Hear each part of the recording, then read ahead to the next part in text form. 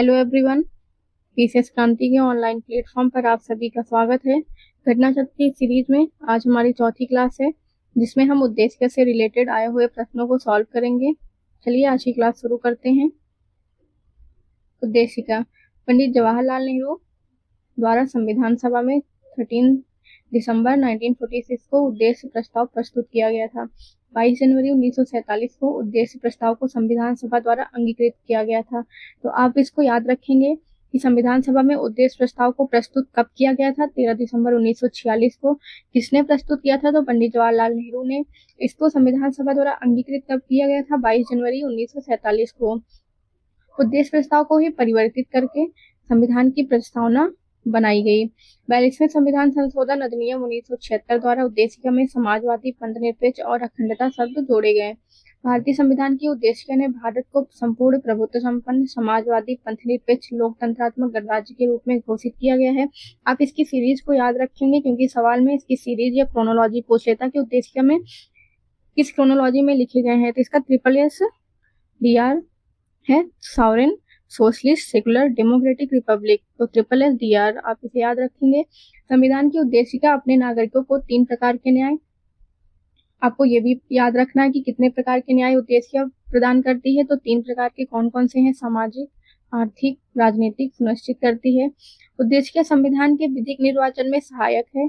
Sir Alladi Krishna स्वामी अय्यर के अनुसार उद्देशिका हमारे सपनों और विचारों का प्रतिनिधित्व करती है। उद्देशिका से रिलेटेड जो कोटेशन है उनको आपको याद रखना है क्योंकि ये इम्पोर्टेंट है, एग्जाम में पूछे जाते हैं। तो अल्लादी कृष्ण स्वामी अय्यर ने क्या बोला है कि उद्देशिका हमारे सपनों और विचारों का प्रतिनिधित्व करती है।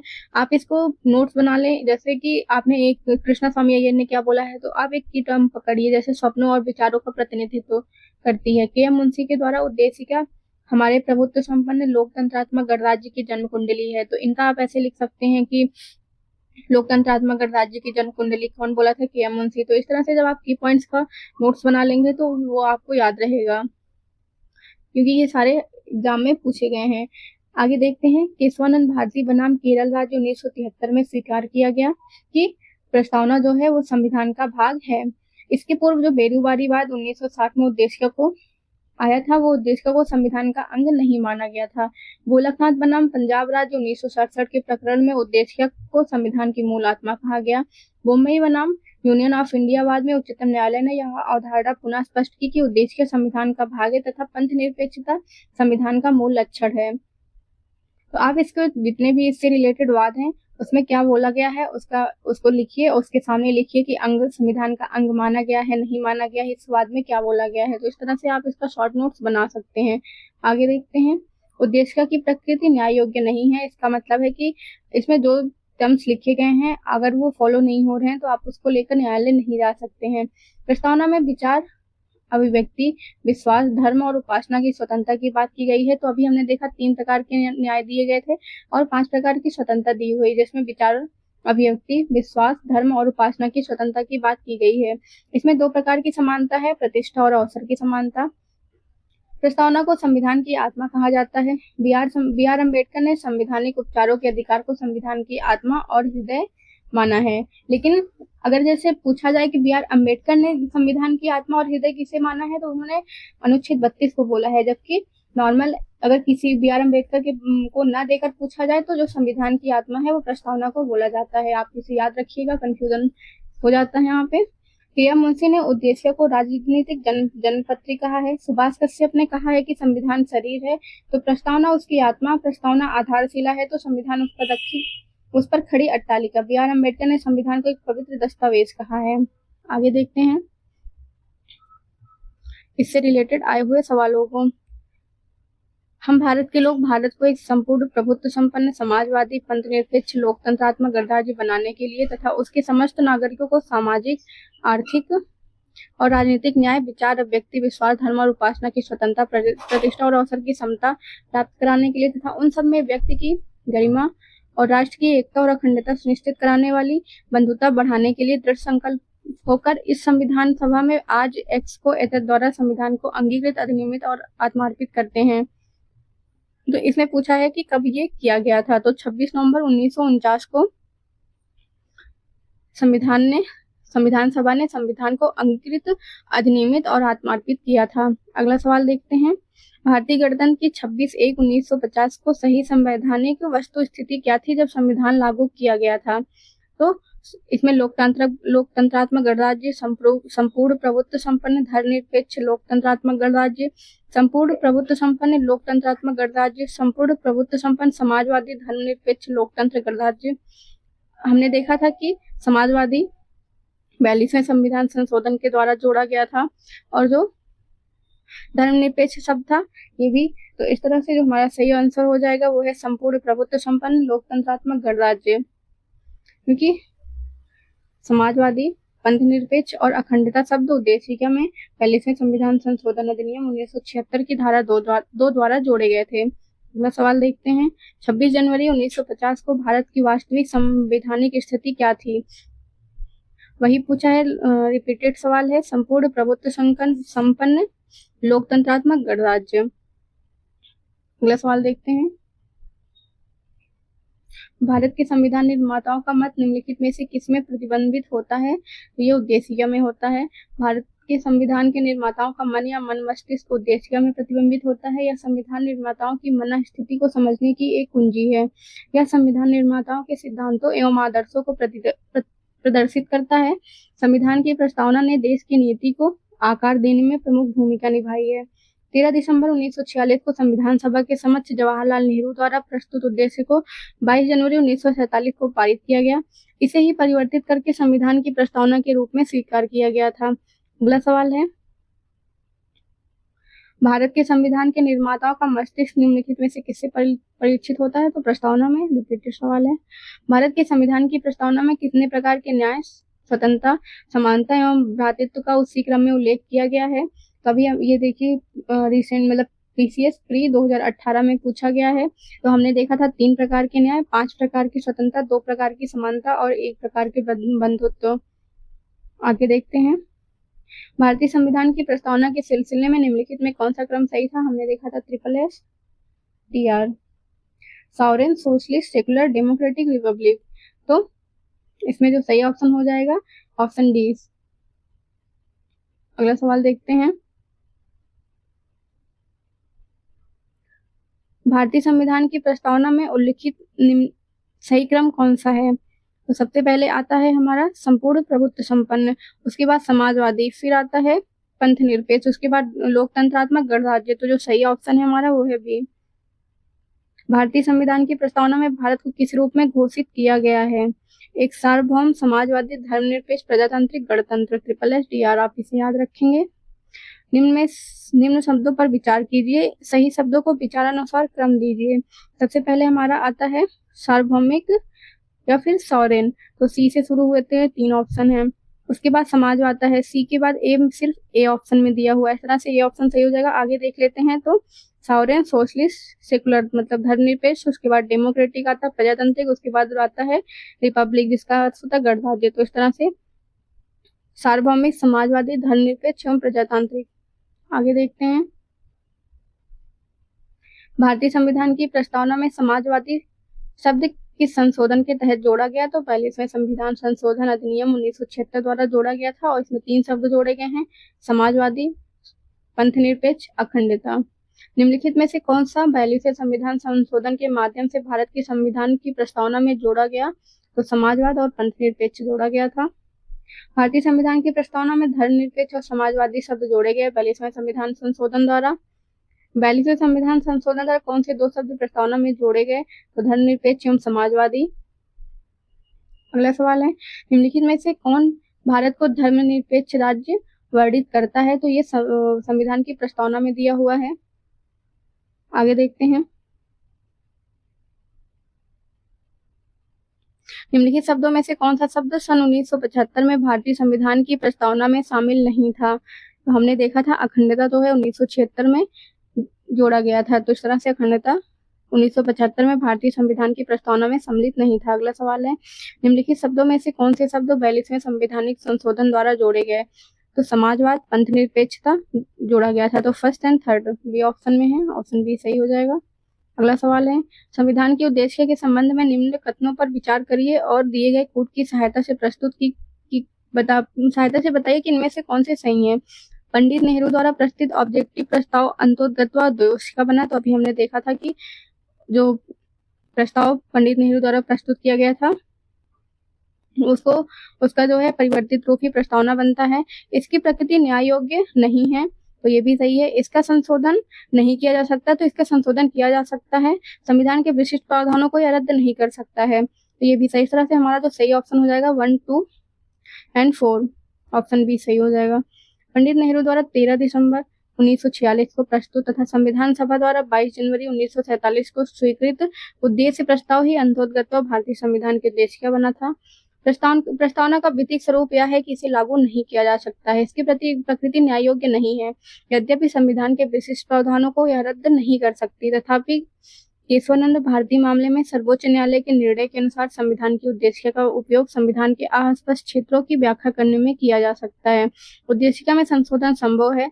इसी तरह हमने देखा था कि 42वें संविधान संशोधन 1976 द्वारा इसमें समाजवादी, पंथनिरपेक्ष और अखंडता शब्द जोड़े गए थे। उद्देशिका संविधान के स्पष्ट प्रावधानों को रद्द नहीं कर सकती है। इसका उपयोग भ्रम को दूर करने में किया जाता है। उद्देशिका का उपयोग इस निष्कर्ष के समर्थन में किया जाता है कि संविधान के मूल ढांचे में कोई परिवर्तन नहीं किया गया है। अगला सवाल देखते हैं। संविधान की प्रस्तावना का विधिक स्वरूप क्या है? तो यह लागू नहीं किया जा सकता है। भारतीय संविधान की उद्देशिका में संशोधन किया गया था? तो 42वें संविधान संशोधन द्वारा किया गया था, जिसमें समाजवाद, धर्मनिरपेक्ष और अखंडता शब्द जोड़े गए थे। 26 नवंबर 1949 को अंगीकृत भारतीय संविधान की प्रस्तावना में से निम्न में से कौन से शब्द सम्मिलित नहीं थे? तो समाजवादी और गैर धार्मिक, जिसको धर्मनिरपेक्ष भी बोलते हैं, वो पहले और जोड़ा गया था। इस तरह से हमारा सही ऑप्शन 3 और 4 हो जाएगा।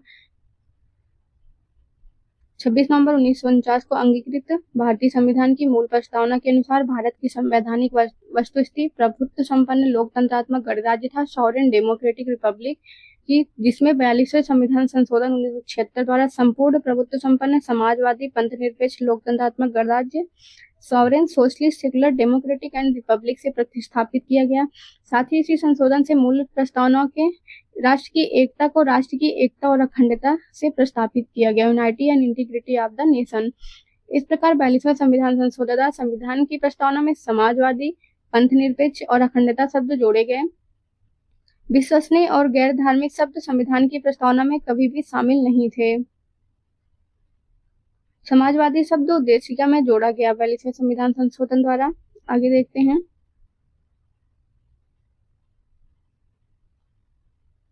किस संविधान संशोधन के द्वारा प्रस्तावना में समाजवादी शब्द जोड़ा गया? तो 42वें संविधान संशोधन द्वारा। अगला सवाल है। 26 नवंबर 1949 को अंगीकृत भारतीय संविधान की प्रस्तावना में शब्द सम्मिलित नहीं थे। इसमें नहीं पूछा है, तो समाजवादी, अखंडता तो जोड़े गए थे, पंथनिरपेक्ष भी जोड़े गए थे। इस तरह से ऑप्शन 1, 2 एंड 3 हो जाएगा। भारतीय संविधान की प्रस्तावना में पंथनिरपेक्ष 42वें संशोधन द्वारा जोड़ा गया। भारत के संविधान के आमुख का लक्ष्य उसके सभी नागरिकों के लिए सुनिश्चित करना है सामाजिक तथा आर्थिक न्याय, विचार तथा व्यक्ति की स्वतंत्रता, अवसर की समानता, व्यक्ति की प्रतिष्ठा। तो ये सभी चारों जो है हमारे संविधान का जो लक्ष्य है वो सभी नागरिकों के लिए सुनिश्चित करता है। अगला सवाल देखते हैं। नीचे 2 कथन दिए गए हैं, जिनमें से एक को कथन तथा दूसरे को कारण कहा गया है। कथन दिया हुआ है, भारत एक संपूर्ण प्रभुत्व संपन्न समाजवादी, धर्मनिरपेक्ष लोकतंत्रात्मक गणराज्य है। इसे 42वें संविधान संशोधन 1976 द्वारा संपूर्ण प्रभुत्व संपन्न लोकतंत्रात्मक गणराज्य के स्थान पर प्रतिस्थापित किया गया। कारण दिया हुआ है। हमारे ऑप्शंस हैं ए तथा आर दोनों सही है। आर ए की सही व्याख्या है। ए तथा आर दोनों सही हैं। आर ए की सही व्याख्या नहीं है। ए सही है, आर गलत है, और ए गलत है, आर सही है। हमारा जो सही ऑप्शन है वो ऑप्शन ए है। ए तथा आर दोनों सही हैं। आर ए की सही व्याख्या है। भारतीय संविधान की प्रस्तावना के अनुसार भारत एक संपूर्ण प्रभुत्व संपन्न समाजवादी, पंथनिरपेक्ष लोकतंत्रात्मक गणराज्य है, और 42वें संविधान संशोधन द्वारा भारतीय संविधान की प्रस्तावना में समाजवादी, पंथनिरपेक्ष और अखंडता शब्द जोड़े गए।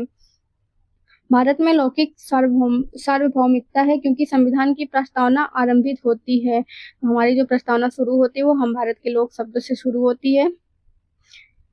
अगला सवाल है, हम भारत के लोक शब्दों का प्रयोग प्रस्तावना में किया हुआ है। तो सवाल देखते हैं। सभी व्यक्ति पूर्णता और समान रूप से मानव है, यह सिद्धांत जाना जाता है। तो ये सार्वभौमिकता या यूनिवर्सलिज्म भी बोलते हैं इसको, जिसका जो लोगो है वह है सभी व्यक्ति पूर्णता और समान रूप से मानव है। यह सिद्धांत यूनिवर्सलिज्म के नाम से जाना जाता है। इस सिद्धांत के अनुसार सभी व्यक्तियों को उनके मानव अधिकार समान रूप से बिना किसी विभेद के उपलब्ध होने चाहिए। भारत के संदर्भ में निम्नलिखित में से कौन धर्मनिरपेक्ष शब्द का सही भाव व्यक्त करता है? भारत में अनेक धर्म है, भारतीयों को धार्मिक स्वतंत्रता प्राप्त है, धर्म पालन व्यक्ति की इच्छा पर निर्भर है, भारत में राज्य का कोई धर्म नहीं है। जो इसका सही ऑप्शन है वो डी है, भारत में राज्य का कोई धर्म नहीं है। भारत के पंथ निरपेक्ष धर्मनिरपेक्ष राज्य होने का सही भाव यह है कि भारत में राज्य का कोई धर्म नहीं है, तदनुसार सभी धर्मों को राज्य द्वारा समान प्रत्यक्ष अपेक्षित है। अगला सवाल है, निम्नलिखित में से कौन सा शब्द भारतीय संविधान की प्रस्तावना में उल्लेखित नहीं है? भारतीय संविधान की प्रस्तावना में शामिल जो महत्वपूर्ण शब्द हैं वह संपूर्ण प्रभुत्व संपन्न, समाजवादी, पंथ निरपेक्ष, लोकतंत्रात्मक, गणराज्य, न्याय, स्वतंत्रता, समता तथा बंधुता है। परंतु संघीय जो फेडरल है वो भारतीय संविधान की प्रस्तावना में उल्लेखित नहीं है। इस तरह से जो हमारा सही ऑप्शन हो जाएगा ऑप्शन डी है। अगला सवाल देखते हैं, और ये पीसीएस 2021 में पूछा गया है। तो आप देख रहे हैं कि किस तरह से सवाल बन सकते हैं, आप उसको उसी तरह से अपनी पढ़ाई को कंटिन्यू करिए। निम्नलिखित में से कौन सा शब्द भारत के संविधान की उद्देशिका में नहीं है? तो लोक कल्याण संविधान की उद्देशिका में नहीं दिया हुआ है। अगला सवाल देखते हैं, भारतीय संविधान की प्रस्तावना में निम्नलिखित में से किस स्वतंत्रता का वर्णन नहीं है? विचार की स्वतंत्रता है, विचार प्रकट करने की भी स्वतंत्रता है, विश्वास की स्वतंत्रता, लेकिन आर्थिक स्वतंत्रता नहीं दी हुई है। इस तरह से हमारा ऑप्शन डी सही हो जाएगा। अगला सवाल है, निम्नलिखित में कौन से भारतीय संविधान की प्रस्तावना में उल्लिखित नहीं है? सामाजिक, आर्थिक, धार्मिक न्याय नहीं उपलब्ध है और राजनीतिक न्याय दिया हुआ है। अगला सवाल है, संविधान की प्रस्तावना के बारे में कौन सा कथन सही है? समाजवादी, धर्मनिरपेक्ष शब्द 1950 में लागू संविधान के अंग में नहीं थे, तो ये सही है। यह शब्द 1977 नहीं 1976 में हुआ था संविधान संशोधन, और उस शब्द संविधान की प्रस्तावना में के अंग नहीं है। तो हमारा जो सही ऑप्शन हो जाएगा ये है समाजवादी, धर्मनिरपेक्ष शब्द 1950 में लागू शब्द के अंग नहीं थे। अगला सवाल देखते हैं, भारतीय संविधान का कौन सा भाग संविधान की आत्मा कहलाता है? तो उद्देश्य को बोलते हैं, और ये देखिए कितनी बार पूछा गया है, तो इसे याद रखिएगा। अगला सवाल देखते हैं, भारतीय संविधान के उद्देश्य को संविधान की आत्मा कहा जाता है। के.एम. मुंशी ने इसे राजनीतिक जन्मपत्री कहा है। सुभाष कश्यप ने इसे संविधान शरीर है, तो प्रस्तावना उसकी आत्मा, प्रस्तावना आधारशिला है, तो संविधान उस पर खड़ी अट्टालिका कहा है। निम्नलिखित में से किसने भारतीय संविधान की प्रस्तावना को हमारे संप्रभु प्रजातांत्रिक गणराज्य की जन्म कुंडली, अभी हमने देखा के.एम. मुंशी ने कहा है। संविधान को एक पवित्र दस्तावेज बी.आर. अम्बेडकर ने कहा है। किस बात के फैसले में सर्वोच्च न्यायालय ने सर्वप्रथम घोषित किया कि उद्देश्य संविधान का हिस्सा नहीं है? तो ये बेरूबारी मामले में बोला था। बेरूबारी यूनियन के बाद 1960 में सर्वोच्च न्यायालय ने सर्वप्रथम घोषित किया कि उद्देश्य संविधान का अंग नहीं है। केशवानंद भारती बनाम केरल राज्य के बाद में सर्वोच्च न्यायालय ने निर्णय को पलटते हुए उद्देश्य को संविधान का भाग माना था। तो बेरूबारी यूनियन में संविधान का भाग नहीं माना था, लेकिन केशवानंद भारती बनाम केरल राज्य के बाद में उद्देश्य को संविधान का भाग मान लिया गया है। अगला सवाल देखते हैं, निम्नलिखित में से किस वाद में उच्चतम न्यायालय ने धारणा प्रस्तुति उद्देश्य संविधान का भाग है? तो ये बम्बई बनाम यूनियन ऑफ इंडिया में किया है। बम्बई बनाम यूनियन ऑफ इंडिया के मामले में उच्चतम न्यायालय ने कहा कि उद्देश्य संविधान का भाग है तथा पंथ निरपेक्षता संविधान का मूल लक्षण है। केशवानंद भारती बनाम केरल राज्य के मामले में भी बहुमत से दिए गए निर्णय में उद्देश्य को संविधान का भाग माना गया था। इस तरह से केशवानंद भारती बनाम केरल राज्य एवं मुंबई बनाम यूनियन ऑफ इंडिया दोनों ही मामले में संविधान उद्देश्य को संविधान का भाग माना गया है। अगला सवाल है, निम्नलिखित विवादों में से किसमें सर्वोच्च न्यायालय ने प्रस्तावना की भारतीय संविधान की मौलिक संरचना का भाग स्वीकार किया था? तो केशवानंद भारती विवाद में। अगला सवाल है, भारतीय संविधान की प्रस्तावना में जिन आदर्शों एवं उद्देश्यों की रूपरेखा दी गई है उनकी व्याख्या की गई है। मूल अधिकारों में, राज्य के नीति निर्देशक सिद्धांत में भी है और मौलिक कर्तव्यों के अध्याय में भी है। भारतीय संविधान की प्रस्तावना संविधान के उद्देश्यों को प्रतिबिंबित करती है। संविधान का मुख्य उद्देश्य भारतीय जनता को सामाजिक, आर्थिक और राजनीतिक न्याय तथा विचार, अभिव्यक्ति, विश्वास, धर्म और उपासना की स्वतंत्रता, प्रतिष्ठा और अवसर की समानता प्राप्त कराना है। व्यक्ति का उत्कर्ष कहीं संपूर्ण राष्ट्र के उत्कर्ष में बाधक न बन जाए, इसलिए संविधान में बंधुत्व की भावना पर भी बल दिया गया है। इस प्रकार प्रस्तावना में जिन आदर्शों एवं उद्देश्यों की रूपरेखा दी गई है, उनकी व्याख्या संविधान में आगे मूल अधिकारों और राज्य के नीति निर्देशक सिद्धांतों तथा मौलिक कर्तव्यों के अध्यायों में की गई है। अगला सवाल है, निम्नलिखित में से कौन एक भारतीय संविधान के उद्देश्यों को प्रतिबिंबित करता है? तो संविधान की प्रस्तावना। अगला सवाल देखते हैं, भारत के संविधान के उद्देश्य में कितने प्रकार की न्याय की व्यवस्था की गई है? तो 3 प्रकार की, सामाजिक, आर्थिक और राजनीतिक न्याय की व्यवस्था की गई है। सामाजिक न्याय से जो तात्पर्य है कि प्रत्येक नागरिक के साथ जाति, रंग, धर्म, लिंग के आधार पर बिना कोई भेदभाव किए समान व्यवहार किया जाएगा। आर्थिक न्याय से तात्पर्य है कि आर्थिक आधार पर किसी के साथ भेदभाव न होना, तथा राजनीतिक न्याय का अर्थ है कि प्रत्येक नागरिक को समान राजनीतिक अधिकार प्राप्त होंगे। अगला सवाल है, भारतीय संविधान की प्रस्तावना में इसके सभी नागरिकों को कौन से न्याय प्रदान किए गए हैं? तो सामाजिक, आर्थिक और राजनीतिक। इस तरह से हमारा ऑप्शन डी सही हो जाएगा। भारत के संविधान के उद्देश्यों में एक के रूप में आर्थिक न्याय का किसमें उपबंध किया गया है? तो उद्देशिका और राज्य के नीति निर्देशक तत्व में किए गए हैं। भारत के संविधान के उद्देश्य संविधान का भाग है, किंतु विधिक प्रभाव नहीं रखती। संविधान का भाग नहीं है, कोई विधिक प्रभाव भी नहीं रखती। संविधान का भाग है और वैसा ही विधिक प्रभाव रखती जैसा कि उसका कोई अन्य भाग। संविधान का भाग है किंतु उसके अन्य भागों से स्वतंत्र होकर उसका कोई विधिक प्रभाव नहीं है। जो इसमें सबसे सही ऑप्शन है, ऑप्शन डी है कि उद्देशिका संविधान का भाग है किंतु उसके अन्य भागों से स्वतंत्र होकर उसका कोई विधिक प्रभाव नहीं है। और यह केशवानंद भारती बनाम केरल राज्यवाद में सर्वोच्च न्यायालय की बृहद संविधान पीठ ने यह निर्णय दिया कि उद्देशिका संविधान का भाग है। और ऐसा ही सर्वोच्च न्यायालय ने रीयूनियन बेरूबारी यूनियन 1960 के प्रकरण में भी दिया था। और उद्देशिका संविधान के भाग लेकिन उद्देशिका भारत के संविधान का भाग नहीं है को पलटते हुए दिया था और बोला था कि उद्देशिका संविधान का भाग है तथा संविधान के अन्य भागों के निर्वाचन में इसकी सहायता ली जा सकती है, किंतु संविधान के अन्य भागों से स्वतंत्र होकर उद्देशिका का कोई विधिक प्रभाव नहीं है। इसका मतलब है कि संविधान के अन्य भागों के साथ ही उद्देशिका का महत्व है। संविधान में दिया गया आमुख न्यायालय में लागू नहीं होता, महत्वपूर्ण है, उसकी उपयोगिता है, शासन करने के उद्देश्यों को उल्लेखित करता है, संविधान के कानूनी अर्थ निर्णय में सहायता करता है। तो इसमें जो सही ऑप्शन है वो चारों ही सही है और चारों किसी ऑप्शन में दिया नहीं है। तो इस तरह से अगला सवाल देखते हैं, निम्न में से कौन सही है? सामाजिक समानता संविधान में प्रत्याभूत नहीं है। देश में सामाजिक समानता पहले से ही विद्यमान थी। सामाजिक समानता संविधान में प्रत्याभूत है। जो सही ऑप्शन हो जाएगा ऑप्शन सी है, सामाजिक समानता संविधान में प्रत्याभूत है। संविधान के अनुच्छेद 14 से 18 के तहत प्रदत्त समता के अधिकार के विभिन्न प्रावधानों के तहत सामाजिक समानता प्रत्याभूत की गई है। संविधान की प्रस्तावना में भी सामाजिक न्याय प्राप्त करने की बात कही गई है। अगला टॉपिक है हमारा शासन प्रणाली। आइए देखते हैं, राजतंत्र या शासन का प्राचीनतम रूप है जिसमें शासन की शक्ति एक व्यक्ति में समाहित होती है जो राजमुकुट धारण करता है। वह आनुवंशिक उत्तराधिकार के आधार पर पद ग्रहण करता है। कुलीन तंत्र, इसे अरिस्टोक्रेसी भी कहा जाता है, या शासन का वह रूप है जिसमें राजनीतिक सत्ता थोड़े से लोगों में निहित रहती है तथा वही उसका प्रयोग करते हैं। तानाशाही, जिसे डिक्टेटरशिप कहा जाता है, यह एक ऐसे शासन का रूप है जिसमें एक ही व्यक्ति का निरंकुश शासन होता है जो बल के प्रयोग के माध्यम से अपने पद पर आसीन होता तथा किसी के भी प्रति उत्तरदायी नहीं होता है। प्रजातंत्र जो है वर्तमान समय में शासन का सबसे अधिक लोकप्रिय रूप है। प्रजातंत्र वहां विद्यमान होता है जहां जनता में सत्ता निहित होती है, अर्थात जनता को संप्रभुता प्राप्त होती है। प्रजातांत्रिक या लोकतांत्रिक शासन प्रणाली के कई रूप होते हैं जिनके प्रमुख रूप में है संघात्मक शासन और एकात्मक शासन। इस तरह से हमने देखा कि एक राजतंत्र होता है जिसमें एक व्यक्ति शासन करता है जिसके अंडर सारी शक्तियां होती हैं। उसके बाद हमने अरिस्टोक्रेसी देखा या कुलीन तंत्र देखा जिसमें कुछ लोगों के पास सत्ता होती है। उसके बाद आता है प्रजातंत्र जिसमें लोगों के पास सत्ता निहित होती है और ये 2 टाइप के होते हैं संघात्मक शासन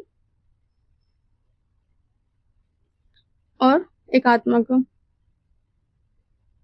तो इस तरह से प्रजातंत्र के 2 स्वरूप होते हैं, एक संघात्मक शासन तथा दूसरा एकात्मक शासन। इन शासन प्रणालियों को व्यवहारतः संसदीय शासन व्यवस्था तथा अध्यक्षीय शासन व्यवस्था के रूप में जाना जाता है। राज्य के महत्वपूर्ण तत्व हैं संप्रभुता, जनसंख्या, भूभाग, सरकार या सत्ता। इसका क्या मतलब है कि राज्य 4 तत्वों से मिलकर बना होता है, या फिर किसी भी राज्य को बनने के लिए ये 4 तत्व इम्पोर्टेंट होते हैं। पहला है संप्रभुता, कि राज्य में संप्रभुता होनी चाहिए, या राज्य के नागरिकों के पास संप्रभुता होना चाहिए।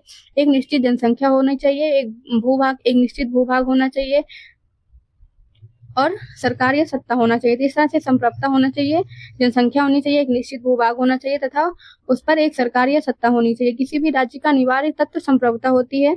इसके बिना कोई भी राज्य की श्रेणी में नहीं आता है। वर्ष 1947 के पहले एक राज्य के रूप में हमारा देश भारत संप्रभु नहीं था, क्योंकि उस समय भारत पर भारत की जनता का शासन नहीं था, बल्कि ब्रिटिश काउंसिल का शासन था।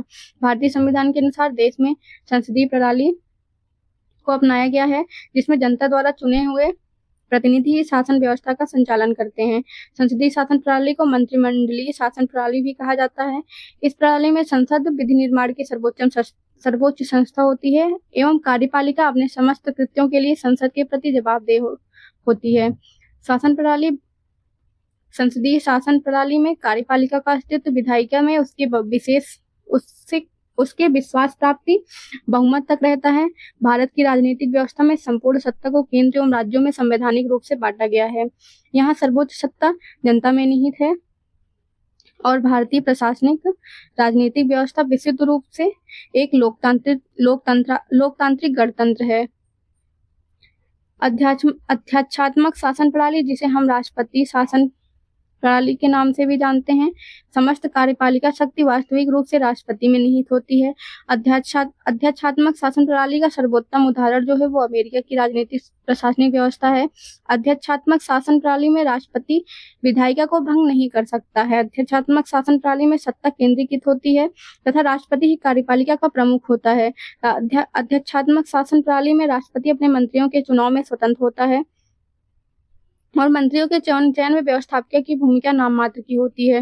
भारतीय संविधान की प्रस्तावना में प्रयुक्त वाक्य हम भारत के लोग यह स्पष्ट करता है कि भारत में सत्ता का एकमात्र स्रोत जो है वो जनता है, जो प्रतिनिधियों का निर्वाचन सत्ता संचालन हेतु करती है। अतः भारतीय लोकतंत्र में जनप्रतिनिधियों को जनता के सेवक का दर्जा प्राप्त है। भारतीय संविधान में संघ एवं राज्यों की शक्तियों को संविधान में स्पष्टता विभाजित किया गया है, इसलिए भारतीय संविधान को परिसंघीय भी कहा जाता है। ब्रिटिश संसद को संसदों की जननी कहा गया है। ब्रिटेन में परंपराओं के अनुरूप आवश्यक कानून बनाते हुए प्रशासनिक व्यवस्था का संचालन किया जाता है, क्योंकि ब्रिटेन में लिखित संविधान का अस्तित्व नहीं है। भारतीय संविधान में एकात्मक शासन के प्रमुख लक्षणों में देखें तो क्या क्या है, जिसमें राज्यपाल का पद है, अखिल भारतीय सेवाएं, एकल नागरिकता, आपातकाल प्रावधान तथा राज्यसभा में असमान प्रतिनिधित्व शामिल है। भारत एक गणतंत्र है। इसका आशय है कि भारतीय राजनीतिक प्रशासनिक व्यवस्था के सर्वोच्च पद राष्ट्रपति पर निर्वाचित व्यक्ति आसीन होता है। भारतीय संविधान में संघात्मक और एकात्मक दोनों व्यवस्थाओं के तत्व पाए जाते हैं, परंतु भारतीय संविधान मूलतः संघात्मक है। केसी वीयर ने इसे अर्धसंघात्मक राज्य कहा है। जी ऑस्टिन ने भारतीय संविधान को सहकारी संघवाद कहा है। भारतीय संविधान अधिक कठोर तथा अधिक लचीले के मध्य एक संतुलन स्थापित करता है, और इसको केसी वीयर ने बोला है। बी आर अम्बेडकर ने इसे संविधान को संघात्मकता के तंग ढांचे में नहीं ढाला गया है। अब इससे रिलेटेड जो सवाल आए हुए हैं उसको देखते हैं।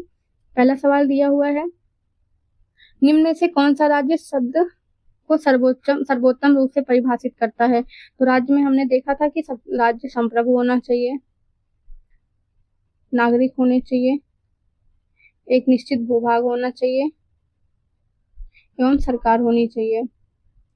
ऑप्शन में जहां पर ये चारों तत्व उपलब्ध होंगे वो ऑप्शन सही हो जाएगा कि व्यक्तियों का एक समुदाय जो बिना किसी बाह्य नियंत्रण के एक निश्चित भूभाग में अस्थायी रूप से निवास करता है और जिसकी एक संगठित सरकार है। तो इस तरह से इस ऑप्शन में चारों तत्व मिल जा रहे हैं, इस तरह से ऑप्शन ही सही हो जाएगा। और ऑप्शन देखते हैं, एक निश्चित भूभाग के राजनीतिक रूप से संगठित लोग जो स्वयं पर शासन करने, कानून एवं व्यवस्था को बनाए रखने, अपने नैसर्गिक अधिकारों की रक्षा करने तथा अपनी जीविका के साधनों को सुरक्षित रखने का अधिकार रखते हैं। नहीं, ये राज्य की परिभाषा नहीं है।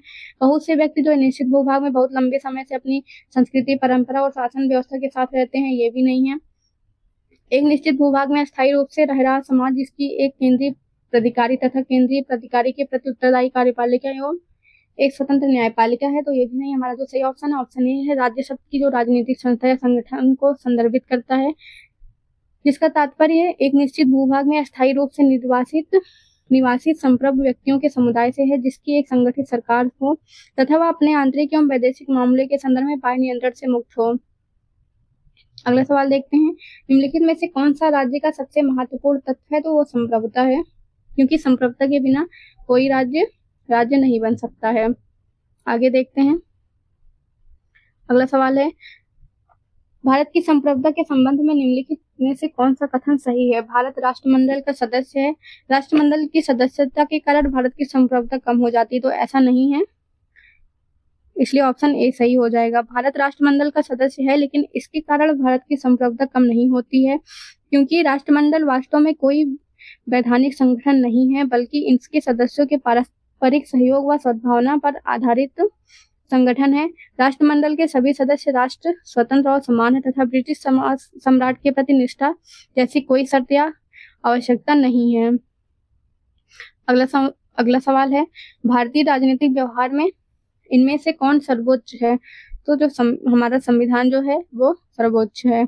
यही राज्य व्यवस्था के स्वरूप और उद्देश्य का निर्धारण करता है एवं विभिन्न इकाइयों के सृजन का प्रावधान करता है। संविधान से ही शासन के सभी अंग अधिकार एवं शक्ति प्राप्त करते हैं। अगला सवाल है, भारतीय संविधान में किस प्रकार की शासन प्रणाली की व्यवस्था की गई है? तो संसाधनात्मक शासन प्रणाली है। भारत में ग्रेट ब्रिटेन का अनुसरण करते हुए संसदात्मक शासन व्यवस्था को अपनाया गया है। इसमें व्यवस्थापिका के सदस्य कार्यपालिका का गठन करते हैं तथा कार्यपालिका व्यवस्थापिका के प्रति उत्तरदायी होती है। संसदात्मक शासन व्यवस्था में कार्यपालिका विधायिका द्वारा नियंत्रित होती है। अगला सवाल देखते हैं, संसदात्मक शासन व्यवस्था में न्यायपालिका का कार्यपालिका पर नियंत्रण होता है, कार्यपालिका के न्यायपालिका पर, कार्यपालिका का विधायिका पर, विधायिका का कार्यपालिका पर। तो संसदात्मक शासन व्यवस्था में विधायिका का कार्यपालिका पर नियंत्रण होता है, क्योंकि कार्यपालिका के सदस्य विधायिका में से ही चुने जाते हैं। अगला सवाल है, संसदीय व्यवस्था वाली सरकार वह होती है जिसमें संसद के सभी राजनीतिक दलों का सरकार में प्रतिनिधित्व होता है। सरकार संसद के प्रति उत्तरदायी होती है और उसके द्वारा हटाई जा सकती है। सरकार लोगों के द्वारा निर्वाचित होती है, उनके द्वारा हटाई जा सकती है। सरकार संसद के द्वारा चुनी जाती है, किंतु निर्धारित समयावधि के पूर्ण होने के पूर्व हटाई नहीं जा सकती। जिसमें जो सही ऑप्शन है ऑप्शन बी है, सरकार संसद के प्रति उत्तरदायी होती है और उसके द्वारा हटाई भी जा सकती है। संसदीय व्यवस्था वाली सरकार वह होती है जिसमें सरकार संसद के प्रति उत्तरदायी होती है, उसके द्वारा हटाई जा सकती है। भारतीय संविधान ने संसदीय व्यवस्था की स्थापना की है। यह इंग्लैंड की संसदीय प्रणाली का अंगीकरण है। इस व्यवस्था में कार्यपालिका विधायिका का ही भाग होती है और यह विधायिका के प्रति उत्तरदायी होती है। इसमें वास्तविक कार्यपालिका शक्तियां प्रधानमंत्री और उसकी मंत्रिपरिषद में निहित होती है। भारतीय संविधान के अनुच्छेद 75(3) के अनुसार मंत्रिपरिषद लोकसभा के प्रति सामूहिक रूप से जिम्मेदार होती है या उत्तरदायी होती है। अगला सवाल है, सर्वप्रथम संसदात्मक सरकार किस देश में आरंभ हुई? तो ग्रेट ब्रिटेन में हुई थी। अगला सवाल देखते हैं, भारतीय संसदीय प्रणाली ब्रिटिश संसदीय प्रणाली में से इस बात में भिन्न है कि वास्तविक और नाममात्र दोनों प्रकार की कार्यपालिका हैं। सामूहिक उत्तरदायित्व की प्रणाली है, द्विसदनीय विधायिका है, न्यायिक पुनरावलोकन की प्रणाली है। तो जो सही ऑप्शन है ऑप्शन डी है, न्यायिक पुनरावलोकन की प्रणाली। भारतीय संसदीय प्रणाली में न्यायिक पुनरावलोकन की प्रणाली है, जबकि ब्रिटेन में यह प्रणाली नहीं लागू है। इस अर्थ में भारतीय संसदीय प्रणाली ब्रिटेन से भिन्न है। इसके अतिरिक्त वास्तविक एवं नाममात्र दोनों प्रकार की कार्यपालिका, सामूहिक उत्तरदायित्व तथा द्विसदनीय विधायिका भारत एवं ब्रिटेन दोनों की संसदीय प्रणाली में लागू है। अगला सवाल है, हमने ब्रिटिश मॉडल पर आधारित संसदीय लोकतंत्र को अपनाया है, किंतु हमारा मॉडल उस मॉडल से किस प्रकार भिन्न है? जहां तक विधि निर्माण का संबंध है, ब्रिटिश संसद सर्वोपरि अथवा संप्रभु है, किंतु भारत में संसद की विधि निर्माण की शक्ति परिसीमित है। ऐसा नहीं है।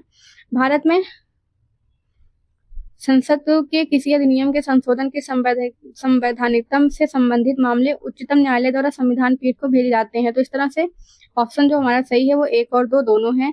ब्रिटिश मॉडल पर आधारित लोकतांत्रिक व्यवस्था में संसदीय संप्रभुता के सिद्धांत को अपनाया गया तथा यह वहां संसद की सर्वोच्च विधि प्राधिकारी है, जो कि किसी विधि का सृजन या किसी विधि का समापन कर सकती है। लेकिन भारतीय मॉडल में संवैधानिक सरकार की यह व्यवस्था है जिसके तहत संसद की विधि निर्माण की शक्ति लिखित संविधान द्वारा परिसीमित है। केशवानंद भारतीवाद में दिए गए ऐतिहासिक निर्णय में उच्चतम न्यायालय ने संसद के संविधान में संशोधन की शक्ति को स्वीकार किया तथा यह भी निर्धारित किया कि संविधान की मूल संरचना या सांचे ढांचे में परिवर्तन करने वाला कोई संशोधन संसद द्वारा नहीं किया जा सकता है।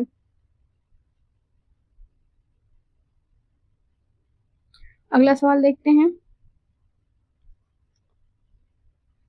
निम्नलिखित में से कौन सी भारतीय संविधान की विशेषता नहीं है? संसदात्मक सरकार, अध्यक्षात्मक सरकार, स्वतंत्र न्यायपालिका, संघात्मक सरकार। तो इसका जो सही ऑप्शन है ऑप्शन बी है, अध्यक्षात्मक सरकार। अध्यक्षात्मक सरकार भारतीय संविधान की विशेषता नहीं है, जबकि संसदात्मक सरकार, संघात्मक सरकार तथा स्वतंत्र न्यायपालिका भारतीय संविधान की विशेषताएं हैं। अगला सवाल है, भारतीय राजनीतिक पद्धति के बारे में निम्न में से कौन से सही नहीं है? धर्मनिरपेक्ष राज्य, संसदीय पद्धति की सरकार, संघीय नीति, राष्ट्रपतीय पद्धति की सरकार। तो ऑप्शन डी गलत है। भारत में राष्ट्रपतीय पद्धति की नहीं बल्कि संसदीय पद्धति की सरकार है तथा यहाँ राष्ट्रपति शासन का औपचारिक प्रमुख होता है। भारतीय संविधान संसदीय लोकतंत्र की व्यवस्था करता है तथा इसमें धर्मनिरपेक्ष राज्य और संघीय प्रणाली को अपनाया गया है। अगला सवाल है, भारत में संसदीय प्रणाली की सरकार है क्योंकि मंत्रिपरिषद लोकसभा के प्रति उत्तरदायी होते हैं, जो कि अनुच्छेद 75(3) में दिया हुआ है। अगला सवाल देखते हैं,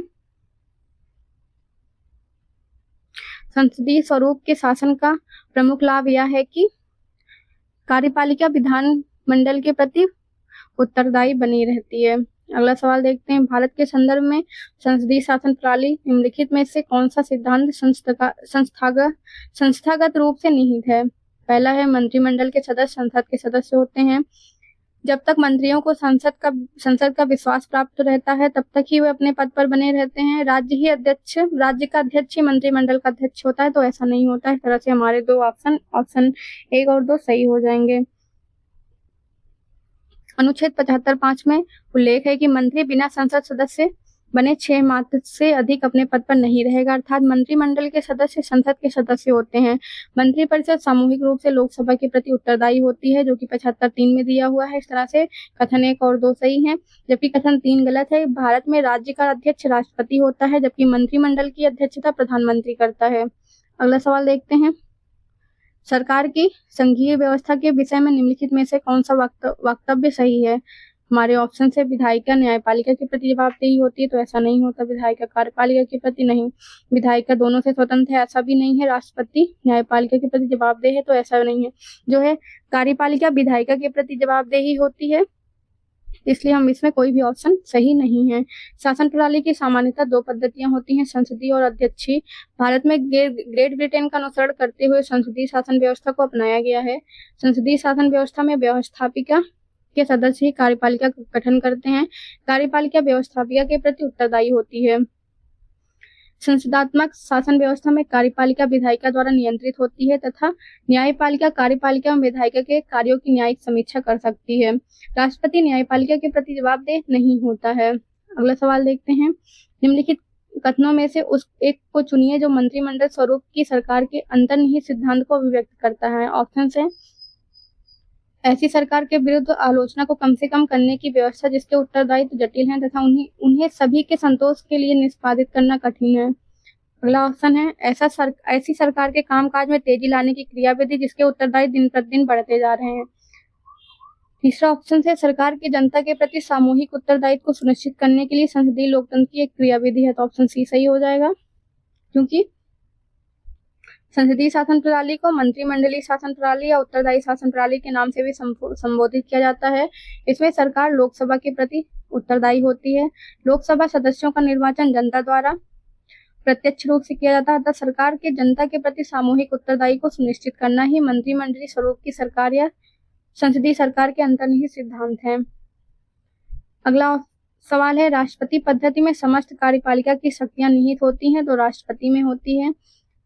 अगला सवाल देखते हैं, भारत में राजनीतिक व्यवस्था के मूलभूत लक्षण है। इसमें यह एक लोकतांत्रिक गणराज्य है, तो हाँ सही है। इसमें संस्थात्मक रूप की सरकार है, सही है। सर्वोच्च सत्ता भारत की जनता में निहित होती है, ये भी सही है। एक एकीकृत शक्ति का प्रावधान करती है, तो ऐसा नहीं है। तरह से हमारा जो सही ऑप्शन हो जाएगा ऑप्शन बी 1, 2 और 3। लोकतांत्रिक गणतंत्र, संसदात्मक सरकार एवं सर्वोच्च सत्ता का जनता में निहित होना भारत की राजनीतिक व्यवस्था के मूलभूत लक्षण हैं। तथापि यह एक एकीकृत शक्ति का प्रावधान नहीं करती है, बल्कि सत्ता को केंद्र एवं राज्यों में विभाजित करती है। अगला सवाल देखते हैं। निम्नलिखित कथनों पर विचार कीजिए। भारत एक लोकतांत्रिक राज्य व्यवस्था है, ये सही है। भारत एक प्रभुत्व संपन्न राज्य है, ये भी सही है। भारत में लोकतांत्रिक समाज है, ये भी सही है। और भारत एक कल्याणकारी, जिसमें चारों ऑप्शन सही है, 1, 2, 3 एंड 4। अगला सवाल देखते हैं। निम्नलिखित में से कौन सी विशेषता भारतीय राजतंत्र की नहीं है? तो एक संविधान, संघ सरकार है, लोकतांत्रिक सरकार भी है, विधि का भी शासन है, लेकिन सत्तावादी सरकार नहीं है। इस तरह से ऑप्शन डी सही हो जाएगा। भारत में विधि का शासन है, यहाँ गणतंत्र है, ना कि राजतंत्र है। प्रत्येक 5 वर्ष के उपरांत जनता को अपने प्रतिनिधियों का निर्वाचन कर संविधान संगत लोकतांत्रिक सरकार का गठन करती है, यहाँ सत्तावादी सरकार नहीं है। अगला सवाल है, केंद्र सरकार और राज्य सरकारों को प्राधिकार प्राप्त होता है, तो भारतीय संविधान से प्राप्त होता है। अगला सवाल है, निम्नलिखित कथनों पर विचार कीजिए। नीचे दिए गए कूट से सही उत्तर का चयन कीजिए। कथन है, भारत एक लोकतांत्रिक देश है। दूसरा कारण है, भारत का अपना एक संविधान है। ऑप्शन देखते हैं। ए तथा आर दोनों सही है, आर ए की सही व्याख्या है। ए तथा आर दोनों सही है, लेकिन आर ए की सही व्याख्या नहीं है। ए सही है, आर गलत है, ए गलत है, आर सही है। तो इस तरह के जब भी सवाल आपको दिए जाए कथन और कारण और उसकी व्याख्या, तो आप यहाँ क्योंकि लगा के देखेंगे। भारत एक लोकतांत्रिक देश है क्योंकि भारत का अपना एक संविधान है, तो ऐसा तो नहीं है कि लोकतांत्रिक देश इसलिए है क्योंकि जो शक्ति है या संप्रभुता है वो जनता के पास है, इसलिए भारत एक लोकतांत्रिक देश है। तो भारत का अपना एक संविधान है और भारत एक लोकतांत्रिक देश है, ये दोनों ही कथन सही है, लेकिन कथन कारण की व्याख्या नहीं कर रहा है। इस तरह से ऑप्शन बी सही हो जाएगा। भारत एक लोकतांत्रिक देश है, इसका प्रमाण संविधान की उद्देशिका के प्रारंभिक शब्दों में हम भारत के लोग भारत को संपूर्ण प्रभुत्व संपन्न समाजवादी पंथनिरपेक्ष लोकतंत्रात्मक गणराज्य बनाने के लिए से दर्शित होता है। लोकतंत्र शासन का वह रूप होता है जिसमें सभी महत्वपूर्ण निर्णय जनता द्वारा चुने गए प्रतिनिधियों द्वारा संयुक्त रूप से लिया जाता है। भारत में भी शासन के लोकतांत्रिक रूप को अपनाया गया है। भारत का अपना लिखित संविधान, जो विश्व का सबसे बड़ा लिखित संविधान है। अगला सवाल है, निम्न में से कौन सुशासन की विशेषता नहीं है? तो जवाब यही है, पारदर्शिता भी है, कानून का नियम भी है, लेकिन लाल फीताशाही जो है वो सुशासन की विशेषता नहीं है। अगला सवाल है, कल्याणकारी राज्य का उद्देश्य होता है अधिकतम संख्या का अधिकतम कल्याण सुनिश्चित करना, कमजोर वर्गों के कल्याण का प्रबंधन करना, सभी नागरिकों को स्वास्थ्य सुविधाएं प्रदान करना। उपरोक्त में से कोई नहीं। इसका जो सही ऑप्शन है वो ऑप्शन बी है, कमजोर वर्गों के कल्याण का प्रबंधन करना। आइए देखते हैं। कल्याणकारी राज्य नागरिकों के, विशेष रूप से कमजोर वर्ग के नागरिकों के सामाजिक आर्थिक विकास के लिए सतत प्रयत्नशील रहता है। नागरिकों का वह वर्ग जो सामाजिक आर्थिक रूप से सुदृढ़ है, अपना कल्याण स्वयं कर सकता है, उसे किसी विशेष संरक्षण की आवश्यकता नहीं होती। यही कारण है कि भारत में क्रीमी लेयर को अर्थात पिछड़े में अगड़ों को लोक नियोजन में आरक्षण प्रदान नहीं किया गया। हाल ही में शुरू हुई प्रधानमंत्री किसान समृद्धि योजना को भी किसानों के लिए नहीं बल्कि सिर्फ छोटे किसानों के लिए है। संघ सरकार और राज्य सरकार द्वारा चलाई जा रही अन्य विभिन्न विशेष योजनाओं के लक्षित नागरिक समूहों की पहचान से भी स्पष्ट हो जाता है कि कल्याणकारी राज्य की अवधारणा केंद्र में वंचित वर्ग ही है। अगला सवाल देखते हैं। राज्य हर जगह है या अंतराल शब्द ही कोई छोड़ता है? यह वक्तव्य किस धारणा की व्याख्या है? तो कल्याणकारी राज्य की है। यह राज्य हर जगह है या अंतराल शायद ही कोई छोड़ता है, कल्याणकारी राज्य की अवधारणा की व्याख्या करता है। कल्याणकारी राज्य की सरकार समग्र विकास और प्रगति की व्यापक और अधिक धनात्मक आवश्यकताओं से संदर्भित होकर कार्य करती है तथा मात्र शांति बनाए रखना, विवादों का समाधान और आवश्यक सेवाओं को उपलब्ध कराने तक ही उसके कार्य सीमित नहीं होते हैं। निम्नलिखित में से कौन सा भारतीय संविधान का दर्शन नहीं है? तो यहाँ पर कल्याणकारी राज्य पाया जाता है, समाजवादी राज्य है, राजनीतिक समानता भी है, लेकिन साम्यवादी राज्य नहीं है। भारतीय संविधान में कल्याणकारी राज्य, समाजवादी राज्य, राजनीतिक न्याय, पंथ निरपेक्षता, लोकतंत्रात्मक गणराज्य आदि दर्शनों को आत्मसात किया गया है, किंतु साम्यवादी राज्य के दर्शन का उल्लेख संविधान में नहीं किया गया है। समाजवादी राज्य एवं राजनीतिक समानता न्याय का उल्लेख हमें उद्देशिका में मिलता है। कल्याणकारी राज्य का दर्शन संविधान के भाग 4 में राज्य के नीति निर्देशक तत्वों के अंतर्गत संहित है। अगला सवाल है, निम्नलिखित कथनों में से कौन सा सही है? भारतीय संविधान अध्यात्मक है? नहीं। भारतीय संविधान संसदात्मक है। भारत एक नाम मात्र का राजतंत्र है? गलत है। भारत लोकतांत्रिक देश है। भारत एक कुलीन तंत्र है? यह भी गलत है। भारत एक संसदात्मक प्रजातंत्र है। तो ऑप्शन डी हमारा सही हो जाएगा। अगला सवाल है, भारत में राजनीतिक सत्ता का प्रमुख स्रोत जनता होती है? क्योंकि हमारी जो प्रस्तावना है वो मतलब शुरू होती है हम भारत के लोगों से। तो भारत एक लोकतंत्रात्मक राज्य है, अर्थात भारत में राज सत्ता जनता में निहित होती है। अगला सवाल है, निम्नांकित में से कौन एक अध्यक्षात्मक शासन प्रणाली का आधारभूत तत्व है? तो एकल नागरिकता। अध्यक्षात्मक शासन प्रणाली का आधारभूत तत्व एकल कार्यपालिका होती है और इसमें सत्ता केंद्रीकृत होती है। सॉरी, हमने यहाँ पर नागरिकता बोला था, तो यहाँ पे एकल कार्यपालिका है। अगला सवाल है, निम्नलिखित में से कौन सा सही है? अध्यक्षात्मक शासन प्रणाली की विशेषता है कार्यकारी का प्रमुख राष्ट्रपति होता है। राष्ट्रपति अपने मंत्रिपरिषद का चयन स्वयं कर सकता है। राष्ट्रपति व्यवस्थापिका को भंग नहीं कर सकता है, क्योंकि व्यवस्थापिका और कार्यपालिका दोनों स्वतंत्र होते हैं, तो ऐसे में सारे ही सही हैं। अगला सवाल देखते हैं, प्रेसिडेंशियल शासन का उदय सर्वप्रथम अमेरिका में हुआ था। अगला सवाल देखते हैं, भारत में प्रजातंत्र इस तथ्य पर आधारित है कि संविधान लिखित है। यहाँ मौलिक आधार प्रदान किए हुए जनता को सरकारों को चुनने तथा बदलने का अधिकार प्राप्त है। तो प्रजातंत्र जो है, डेमोक्रेसी जो है, वह इस तथ्य पर आधारित है कि जनता को सरकारों को चुनने तथा बदलने का अधिकार प्राप्त होता है। जब ये प्रतिनिधि जनता के कल्याण एवं शासन सत्ता का संचालन सही या फिर उचित तरीके से नहीं करते हैं, तब जनता चुनावों के माध्यम से सत्तारूढ़ सरकार को पराजित कर हटा देती है। अगला सवाल है, लोकतंत्र का उत्कृष्ट गुण यह है कि वह क्रियाशील बनता है। ऑप्शन हैं, साधारण पुरुषों और महिलाओं की बुद्धि और चरित्र को, कार्यपालक नेतृत्व को सशक्त बनाने वाली पद्धतियों को, गतिशीलता और दूरदर्शिता से युक्त एक बेहतर व्यक्ति को, समर्पित तलीय कार्यकाओं के एक समूह को। तो जो सही ऑप्शन है साधारण पुरुषों और महिलाओं की बुद्धि और चरित्र को। आइए देखते हैं, लोकतंत्र एक उत्कृष्ट गुण है, वह साधारण पुरुषों और महिलाओं की बुद्धि और चरित्र को क्रियाशील बनाता है। लोकतंत्र में सामान्य नागरिकों के समुदाय में पर्याप्त भागीदारी की अपेक्षा होती है। यह अच्छे नागरिक की सक्रिय भागीदारी स्वस्थ समाज के निर्माण के लिए महत्वपूर्ण है। क्योंकि लोकतंत्र को अच्छे नागरिक की जरूरत होती है, इसलिए वह अच्छे व्यक्ति का विकास करता है। लोकतांत्रिक नागरिकता एक बौद्धिक कार्य है, जिसमें आम लोगों को राजनीतिक मुद्दों और उम्मीदवारों के बारे में निरंतर निर्णय लेने की जरूरत होती है। इस निर्णय के लिए नागरिक एक दूसरे से बात करते हैं, एक दूसरे से सीखते हैं और अपनी बुद्धि विकसित करते हैं। अगला सवाल है, भारत एक गणतंत्र है। इसका क्या मतलब है? कि भारत में वंशानुगत शासन नहीं है। गणतंत्र का आशय है कि राष्ट्र का प्रधान निर्वाचित होता है, वह वंशानुगत नहीं हो सकता है। भारत में राष्ट्र का प्रधान अर्थात राष्ट्रपति निर्वाचित होता है। इस तरह भारत एक गणतंत्र है जिसमें अंतर्निहित है। तो राज्य का अध्यक्ष जो है यानी कि राष्ट्रपति, उनका निर्वाचन होता है। अगला सवाल है, निम्नलिखित में से किनसे विनिर्धारित होता है कि भारत का संविधान परिसंघीय है? क्योंकि यहाँ केंद्र और राज्यों के बीच शक्तियों का वितरण किया हुआ है। कोई राज्य संघात्मक है अथवा एकात्मक, या संविधान द्वारा संघ और राज्यों के मध्य शक्तियों के विभाजन के आधार पर जाना जाता है। यदि संघ एवं राज्यों के मध्य शक्तियों का विभाजन है तो उस राज्य को संघीय राज्य कहा जाता है। भारत का संविधान परिसंघीय क्योंकि केंद्र और राज्यों के बीच शक्तियों का वितरण होता है। भारतीय संविधान कैसा है? ना तो कठोर है ना ही लचीला है। भारतीय संविधान का कठोर और नम्य का मिश्रण माना जाता है, अतः यह अंशतः कठोर और अंशतः लचीला संविधान है। इसके उपबंधों को संसद द्वारा साधारण बहुमत से भी संशोधित किया जा सकता है, जबकि कुछ उपबंधों के संशोधन के लिए अनुच्छेद 368 के अधीन 2/3 बहुमत की भी आवश्यकता होती है। और कुछ विशिष्ट उपबंधों के संशोधन के लिए संसद के विशेष बहुमत के अतिरिक्त आधे से अन्य राज्यों के विधानमंडलों का समर्थन भी आवश्यक होता है। इस तरह से भारत का संविधान,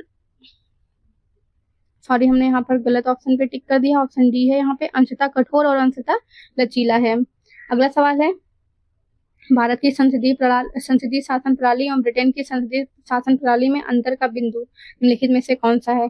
तो भारत में जो है वो न्यायिक समीक्षा का सिद्धांत है, जबकि ब्रिटेन में ऐसा नहीं है। अगला सवाल देखते हैं,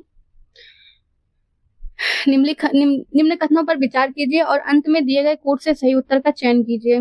भारत के संविधान में एक संघीय प्रणाली का प्रावधान है, तो सही है। उनमें से उसने एक बहुत शक्तिशाली केंद्र की रचना की है। तो इसको क्योंकि लगा के देखते हैं कि भारत के संविधान में एक संघीय प्रणाली का प्रावधान है क्योंकि उसने एक बहुत शक्तिशाली केंद्र की रचना की है। तो ऐसा नहीं है, ये दोनों ही सही है, लेकिन आर जो है वो एक का सही स्पष्टीकरण नहीं है। इस तरह से ऑप्शन बी सही हो जाएगा। अगला सवाल है, भारत में संघवादिता व्यवहारिक नहीं है। भारत एक संघीय राज्य नहीं है। तो ऑप्शन मतलब आर कारण जो है वो कथन है, क्योंकि भारत एक संघीय राज्य है और भारत में संघवादिता व्यवहारिक नहीं है। तो इस तरह से ए सही है और आर गलत है।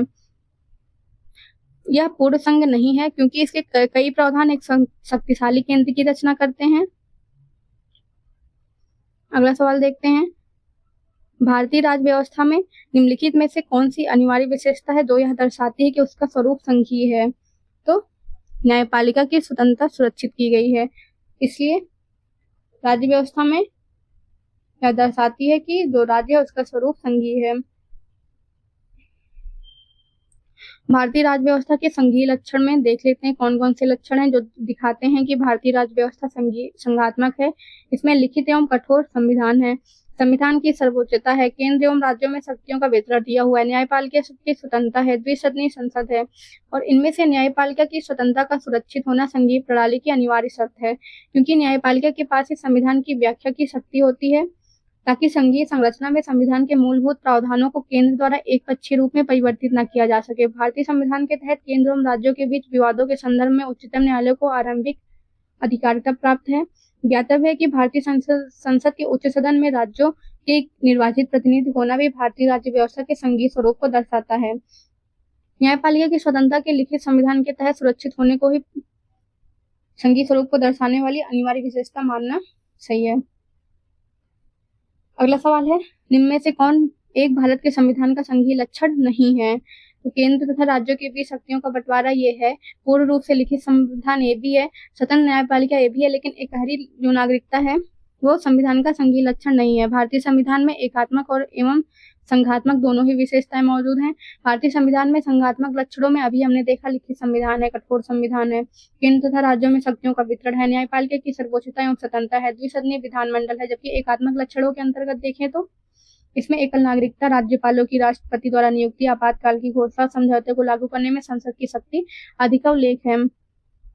भारतीय संघीय व्यवस्था में एकात्मक पूछा है, तो एकात्मक में है जो है वो राज्यपाल की नियुक्ति है, शक्तियों का विकेंद्रीकरण ये भी नहीं होगा, संवैधानिक संकट, एक सर्वोच्च न्यायालय ये भी है, और राज्य विधेयकों पर राष्ट्रपति की स्वीकृति। इस तरह से 4, 6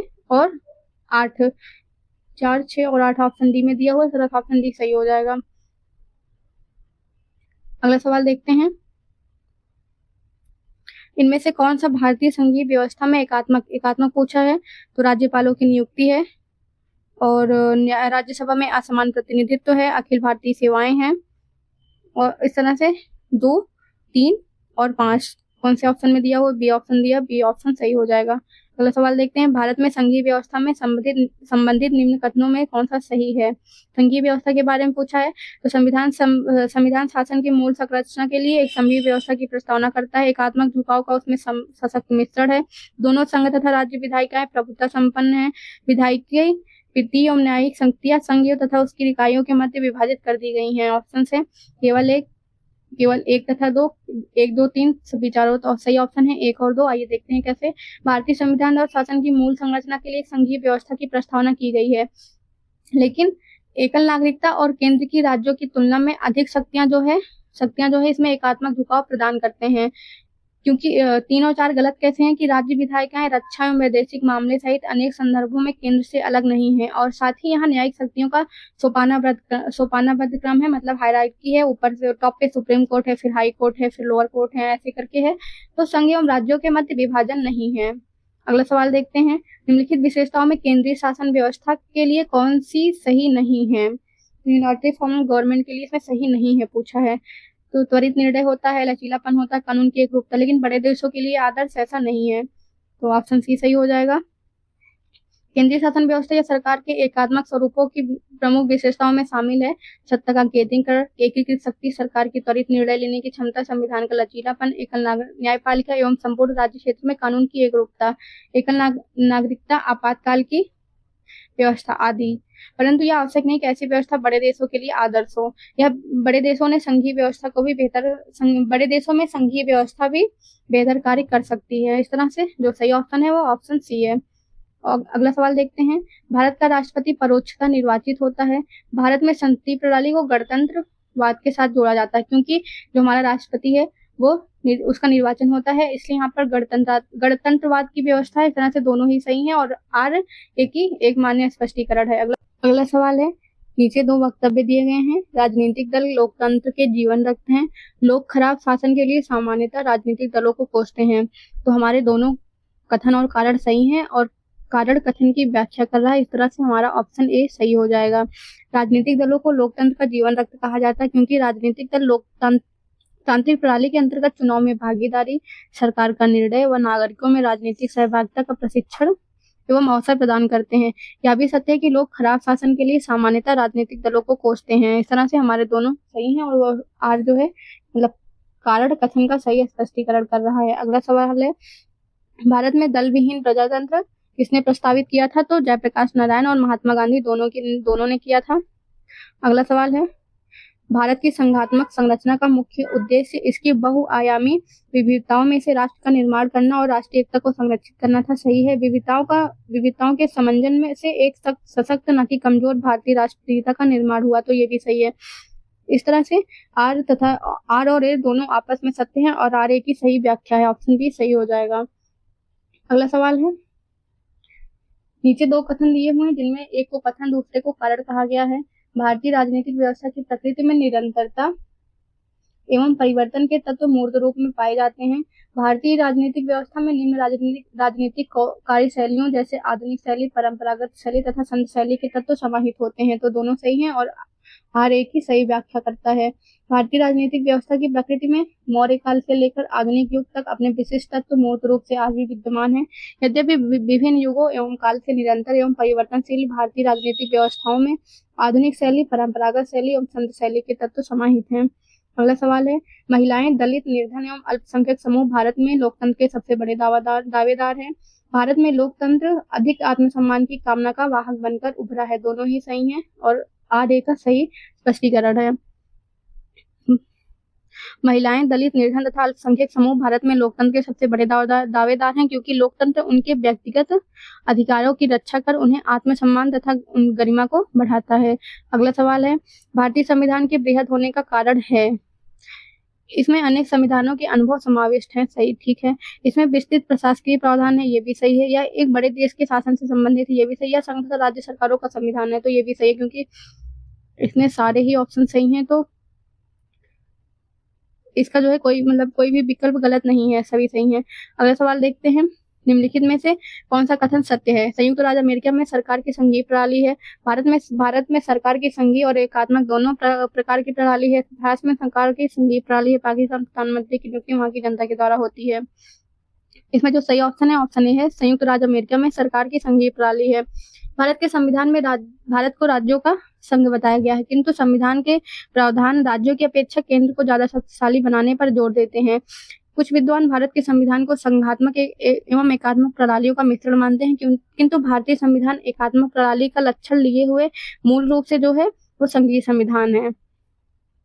अगला सवाल है, निम्नलिखित में कौन सा एक भारतीय संघ राज्य पद्धति की विशेषता नहीं है? भारत में स्वतंत्र न्यायपालिका है। तो ये है। केंद्र और राज्यों के बीच शक्तियों का स्पष्ट विभाजन है। ये भी सही है। संबद्ध होने वाली इकाइयों को राज्य सभा में असमान प्रतिनिधित्व दिया गया है। ये भी सही है। संघबद्ध होने वाली इकाइयों के बीच एक सहमति का परिणाम ऐसा नहीं है। तो ऑप्शन जो हमारा सही हो जाएगा ये ऑप्शन डी है। भारतीय संघ राज्य पद्धति की विशेषताओं में लिखित संविधान का होना, संविधान की सर्वोच्चता, शक्तियों का विभाजन, स्वतंत्र न्यायपालिका, द्विसदनीय विधायिका, राज्यों का राज्यसभा में असमान प्रतिनिधित्व, द्विस्तरीय सरकार आदि शामिल है। जबकि भारतीय संघ की स्थापना संघबद्ध होने वाली इकाइयों के बीच किसी सहमति या समझौते द्वारा नहीं हुई है तथा भारतीय संघ से राज्यों को अलग होने का अधिकार भी नहीं है। भारतीय संविधान के अनुच्छेद 1 में बोला गया है, India that is Bharat shall be a union of state. अगला सवाल देखते हैं। 2 कथन दिए गए हैं, कथन और कारण। कथन है, भारतीय संघात्मक व्यवस्था को अर्ध संघात्मक कहा जाता है। कारण है, भारत में एक स्वतंत्र न्यायपालिका जिसे न्यायिक पुनरीक्षण का आधार है। तो आप दोनों कथन और कारण दोनों सही हैं, लेकिन आप कारण जो है वो कथन की व्याख्या नहीं कर रहा है। इस तरह से ऑप्शन बी हमारा सही हो जाएगा। भारत के संविधान का वर्णन विभिन्न प्रकार से किया गया है। इसे अर्ध परिसंघीय कहा गया है। इसे परिसंघीय किंतु प्रबल एकात्मक अथवा केंद्र समर्थक भी कहा गया है। संरचना में परिसंघीय किंतु भावना में एकात्मक, समान स्थिति में परिसंघीय किंतु आपात स्थिति के दौरान पूर्णतः एकात्मक रूप में परिवर्तन हो जाने के इसके गुण के कारण ही इसे अर्धसंघात्मक कहा जाता है। भारतीय संविधान में स्वतंत्र न्यायपालिका का प्रावधान है तथा सर्वोच्च न्यायालय को न्यायिक पुनरीक्षण की शक्ति प्राप्त है। संविधान के विभिन्न अनुच्छेद जैसे 13, 32, 131, 136, 141, 143, 226, 227, 245, 246 तथा 372 आदि के उपबंध प्रत्यक्ष या अप्रत्यक्ष रूप से न्यायपालिका को न्यायिक पुनरीक्षण की शक्ति प्रदान करते हैं। इस तरह से कथन और कारण दोनों सही है, किंतु कारण कथन की सही व्याख्या नहीं करता है। और ये सवाल प्री 2020 में पूछा गया है यूपीपीसीएस के। अगला सवाल देखते हैं। कथन कारण है भारतीय संविधान यहाँ पर कथन होगा भारतीय संविधान अर्धसंघात्मक है। भारतीय संविधान ना तो संघात्मक है और ना ही एकात्मक है। तो यहाँ पर हम क्योंकि लगा के देखेंगे तो भारतीय संविधान अर्धसंघात्मक है क्योंकि भारतीय संविधान ना तो संघात्मक है और ना ही एकात्मक। इस तरह से ए तथा आर दोनों सही है, परंतु आर की सही व्याख्या है। भारत के संविधान का वर्णन विभिन्न प्रकार से किया गया है। इसे अर्ध परिसंघी कहा गया है। इसे परिसंघी किंतु प्रबल एकात्मक अथवा केंद्र समर्थक भी कहा गया है। भारतीय संविधान मूलतः संघात्मक है, परंतु उसमें केंद्रीकरण की प्रवृत्ति प्रबल है। इस मत का समर्थन संविधान के जो है संविधानविद दुर्गादास भी करते हैं, दुर्गादास बासु भी करते हैं। वस्तुतः भारतीय संविधान न तो पूर्णतः संघात्मक है और न ही पूर्णतः एकात्मक है, और इसी कारण इसे अर्धसंघात्मक कहा गया है। भारतीय संविधान की प्रकृति है, इसमें संघीय भी है, एकात्मक भी है, संसदीय है। तो इस तरह से ऑप्शन ई, एक सेकेंड, भारतीय संविधान की प्रकृति क्या है? तो प्रकृति संघीय है किंतु भावना में ये एकात्मक है। ऑप्शन डी सही हो जाएगा। भारतीय संविधान संघवाद को शाकाहारी संघवाद किसने कहा है? तो जी ऑस्टिन ने बोला है, ग्रेनुले ऑस्टिन। भारतीय संविधान की प्रकृति संघात्मक है या एकात्मक, इसके संबंध में विद्वानों में मतभेद है। कुछ विद्वान इसे संघात्मक संविधान की संज्ञा देते हैं, जबकि कुछ विद्वान इसे एकात्मक संविधान मानते हैं। तो जी ऑस्टिन के अनुसार भारत का संविधान सरकारी सहकारी परसंघीय संविधान है, जबकि केसी वेयर ने इसे भारत का संविधान अर्धसंघीय है बोला है। तो किसने कहा भारत अर्धसंघात्मक राज्य है? अभी हमने देखा केसी वेयर। अगला सवाल है, सहकारी संघवाद किसने बोला है? तो ग्रेनुले ऑस्टिन ने बोला है। सौदेबाजी संघवाद जो है वो है मॉरिस जॉनस का। अर्ध संघवाद जो है वो केसी वेयर का है। केंद्रीकरण की प्रवृत्ति वाला संघवाद आइवर और जेनिंग्स का है। इस तरह से 4, 3, 1, 2 ऑप्शन सी में दिया हुआ है। और ऑप्शन ये देखिए, अभी रिसेंट में पीसीएस प्री 2024 में पूछा गया है। तो किसने क्या बोला है इसको आप याद रखिएगा। कीटम जो है जैसे कोऑपरेटिव फेडरलिज्म ग्रेनुले ऑस्टिन का है, बार्गेनिंग फेडरलिज्म मॉरिस जोनस का है, क्वासी फेडरलिज्म केसी वेयर का है, और federalism with centralised agency Ivor Jennings का है। अगला सवाल है, भारतीय संविधान के विषय में निम्नलिखित कथन किसका है? हमने स्टार्टिंग में ही बोला था कि जो भी कथन है उनके जो की टर्म्स है उसको आप याद कर लीजिए, बाकी का इस तरह से आपको मतलब डिफरेंस समझ में आ जाएगा किसने क्या बोला है। भारतीय संविधान अधिक कठोर तथा अधिक लचीले के मध्य एक अच्छा संतुलन स्थापित करता है, केसी वेयर ने बोला है। अगला सवाल है, निम्नलिखित में से किसका एक कथन है? संविधान को संघात्मकता के तंग ढांचे में नहीं ढाला जा सकता, ये बी.आर. अम्बेडकर जी ने बोला है। अगला सवाल देखते हैं, मिथकों और कहावतों के रूप में प्रशासन के सिद्धांतों को किसने बोला है? तो हर्बर्ट साइमन ने बोला है। हर्बर्ट साइमन ने मिथकों और कहावतों के रूप में प्रशासन के सिद्धांतों को असंगत और अस्पष्ट मानते हुए अस्वीकार किया, जबकि Dwight Waldo, Frank Marini, F W. रिस्क ने मिथकों और कहावतों के रूप में प्रशासन के सिद्धांतों को स्वीकार किया हुआ है। अगला सवाल है, विधि और स्वाधीनता के बीच सबसे उपयुक्त संबंध को निम्नलिखित में से कौन प्रतिबिंबित करता है? ऑप्शन है, यदि विधियां अधिक होती हैं तो स्वाधीनता कम होती है, यदि विधि नहीं है तो स्वाधीनता भी नहीं है, यदि स्वाधीनता है तो निर्भर जनता को करना होगा, यदि विधि परिवर्तन बार बार हो तो स्वाधीनता के लिए खतरा है। इसमें जो सही ऑप्शन है यह है कि यदि विधि नहीं है तो स्वाधीनता भी नहीं है। ऐसा क्यों है? आइए देखते हैं कि स्वाधीनता का तात्पर्य विधि की पूर्ण अनुपस्थिति से नहीं होता है। जॉन लॉक के अनुसार स्वाधीनता के अस्तित्व के लिए विधि का अस्तित्व जरूरी है। कानून ही स्वतंत्रता का रक्षा करता है। जहां कोई कानून नहीं वहां कोई स्वतंत्रता नहीं। इस तरह से ऑप्शन बी है जो परफेक्ट है। अगला सवाल है, निम्नलिखित में से कौन विकास प्रशासन की अवधारणा से संबंधित है? तो एफ.डब्ल्यू. रिक्स हैं। इन्होंने जो है एडमिनिस्ट्रेशन डेवलपमेंट इंक्लूसिव कॉन्सेप्ट ने उन्होंने लिखा है कि विकास प्रशासन उन कार्यक्रमों और परियोजनाओं को पूरा करने के संगठित प्रयासों से संबंधित है जो विकास में संलग्न व्यक्तियों द्वारा प्रवर्तित किए जाते हैं। अगला सवाल है, निम्नलिखित में से कौन सा एक चिंतक लोक प्रशासन तथा निजी प्रशासन में समानताओं का समर्थक है? तो हेनरी फेयोल है। इनके अनुसार अब हमारे सामने अनेक प्रकार के प्रशासन विज्ञान नहीं है, अपितु केवल एक ही प्रशासन है जिसे सार्वजनिक और निजी मामलों में समान रूप से उपयोग में लाया जा सकता है। अगला सवाल है, यदि हमारी सभ्यता विफल होती है तो यह मुख्यतः प्रशासन के ध्वस्त होने के कारण होगा। यह W.D. डानहम के द्वारा बोला गया है। अगला सवाल है, गणतंत्री अवधारणा से संबंधित निम्नलिखित में से कौन एक नहीं है? तो इसका सही ऑप्शन सी है, सर्वोच्च शक्ति राजा के समान व्यक्ति में निहित हो। अगला सवाल है, निम्नलिखित में से किसको विधि के शासन के प्रमुख लक्षणों के रूप में माना जाएगा? तो शक्तियों का परिसीमन होना चाहिए, विधि के समक्ष क्षमता होना चाहिए, सरकार के प्रति जन उत्तरदायित्व, ये जो है ये संसदीय सरकार का लक्षण है, और स्वतंत्र और नागरिक अधिकार होने चाहिए। तो इस तरह से विधि के शासन में 3 चीजें आती हैं, शक्तियों का परिसीमन, विधि के समक्ष क्षमता और स्वतंत्र और नागरिक अधिकार। तो इस तरह से जो है सी ऑप्शन हो जाएगा 1, 2 और 4। अगला सवाल देखते हैं। इसको प्रोफेसर डाइसी ने 1885 ईस्वी में अपनी बुक जो है द लॉ ऑफ कॉन्स्टिट्यूशन में दिया था। इसमें 3 चीजें आती हैं, विधि की सर्वोच्चता, इसका तात्पर्य है कि विधि सर्वोच्च है, राज्य की या व्यक्ति की स्वेच्छाचारिता का अभाव, कि अर्थात किसी भी व्यक्ति को केवल विधि के उल्लंघन हेतु दंडित किया जा सकता है, अन्य किसी हेतु नहीं। स्वेच्छाचारिता का अभाव शक्तियों के परिसीमन के रूप में प्रतिबिंबित होता है। विधि के समक्ष क्षमता, अर्थात विधि के लिए सभी समान है और कोई भी विधि से ऊपर नहीं है। तीसरा दिया है विधिक भावना की प्रबलता, प्रीडोमिनेंस ऑफ लीगल स्पिरिट। इसका तात्पर्य है कि संविधान के सामान्य सिद्धांत व्यक्तियों के अधिकार स्वतंत्रताओं का निर्धारण करने वाले न्यायिक विनिश्चयों का परिणाम है। सरकार के प्रति जन उत्तरदायित्व विधि के शासन का लक्षण नहीं है। अगला सवाल है, निम्नलिखित में से कौन सा एक कथन किसी देश के संविधान के मुख्य प्रयोजन को सर्वोत्तम रूप से प्रतिबिंबित करता है? तो यह सरकार की शक्तियों को परिभाषित और सीमाबद्ध करता है। किसी देश के संविधान का मुख्य जो है उद्देश्य है वो सरकार की प्रकृति और स्वरूप की एक रूपरेखा तैयार करना होता है। संविधान देश में सरकार के आधारभूत सिद्धांतों, संरचना एवं प्रकारों की स्थापना के साथ व्यक्तियों के अधिकारों एवं स्वतंत्रताओं को परिभाषित करता है। संविधान में किसी देश में बुनियादी मौलिक कानून निहित होते हैं। यह सरकार के विभिन्न अंगों, विधायिका, कार्यपालिका, न्यायपालिका के उत्तरदायित्व भी निर्धारित करता है। विधायिका संविधान में दिए गए निर्देशों एवं सीमाओं को ध्यान में रखते हुए कानूनों का निर्माण करती है। इस प्रकार यह स्पष्ट हो जाता है कि किसी देश के संविधान का मुख्य प्रयोजन सरकार की शक्तियों को परिभाषित करना और उन्हें सीमाबद्ध करना होता है। अगला सवाल है, निम्नलिखित कथनों पर विचार कीजिए। संवैधानिक सरकार वह है जो राज्य की सत्ता के हित में व्यक्ति की स्वतंत्रता पर प्रभावकारी प्रतिबंध लगाती है। व्यक्ति की स्वतंत्रता के हित में राज्य की सत्ता पर प्रभावकारी प्रतिबंध लगाती है। तो इसका जो सही ऑप्शन है ऑप्शन बी है।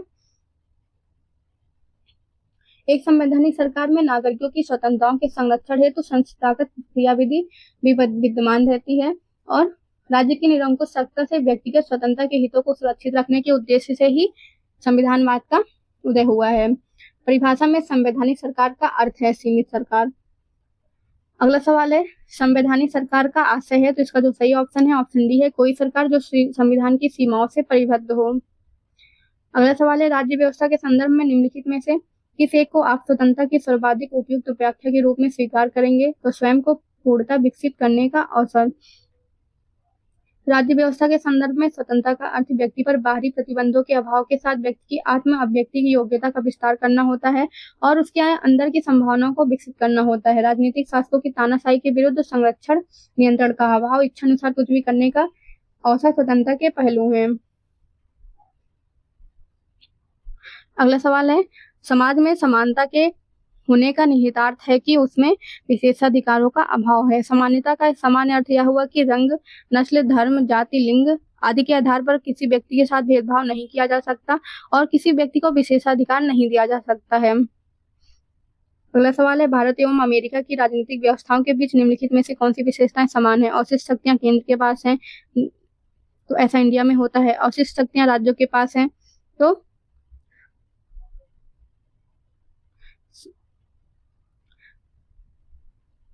राष्ट्रपति के पास राष्ट्रपति के पास पॉकेट वीटो की शक्ति है। उच्च सदन में कुछ मनोनीत सदस्य होते हैं, तो जो सही ऑप्शन है वो ऑप्शन 3 है, केवल ए, मतलब ऑप्शन ए है केवल 3, क्योंकि इंडिया में जो है वो अवशिष्ट शक्तियां केंद्रों के पास होती हैं, लेकिन अमेरिका में ये शक्तियां राज्यों के पास होती हैं। राष्ट्रपति के पास पॉकेट वीटो की शक्ति होती है, तो ये सिर्फ इंडिया में होता है। इस तरह से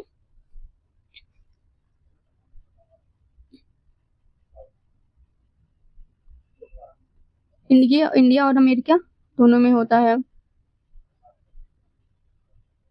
और सिर्फ इंडिया में ही नॉमिनेटेड सदस्य होते हैं। इसमें समान पूछा है तो केवल 3 हो जाएगा। इस तरह से हमारा जो सही ऑप्शन है ऑप्शन ए, केवल 3। अगला सवाल देखते हैं।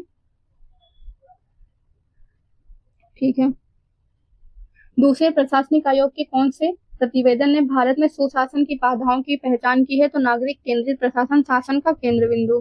भारतीय संघवाद में विविधताओं में एकता को प्रोन्नत करने हेतु निम्नलिखित में से किन संस्थानों को आवश्यक माना गया है? तो अंतरराज्यीय परिषद एवं राष्ट्रीय विकास परिषद, वित्त आयोग एवं क्षेत्रीय परिषद, एकल न्यायिक व्यवस्था एवं अखिल भारतीय सेवाएं, उपरोक्त सभी। इसमें ऑप्शन डी सही है। भारतीय संघवाद में विविधताओं में एकता को प्रोन्नत करने हेतु सभी संस्थानों को आवश्यक माना गया है। अंतरराज्यीय परिषद तथा राष्ट्रीय विकास परिषद, वित्त आयोग, क्षेत्रीय परिषद, एकल न्यायिक व्यवस्था एवं अखिल भारतीय सेवाएं भारतीय संघवाद में विविधताओं में एकता प्रोत्साहित करती हैं, जिसमें संघ और राज्य आपस में जुड़े हुए हैं।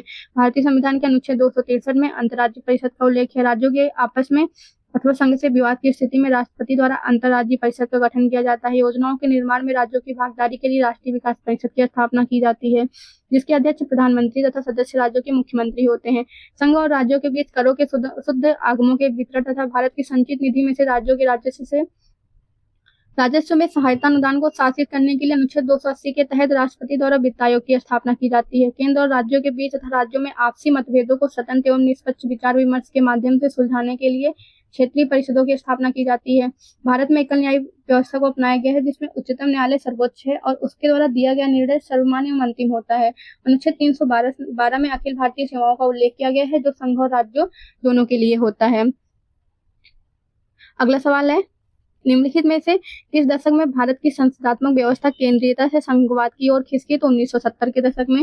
यद्यपि 1960 के दशक से ही देश के विभिन्न भागों में विपक्ष का उभार होने लगा था और कुछ राज्य कांग्रेस के हाथ से निकल भी गए थे, परंतु वास्तव में भारत में संसदात्मक व्यवस्था केंद्रीयता से संघवाद की ओर 1970 के दशक में खिसकी, जबकि बहुत से राज्यों में कांग्रेस पार्टी का बहुमत नहीं रहा था।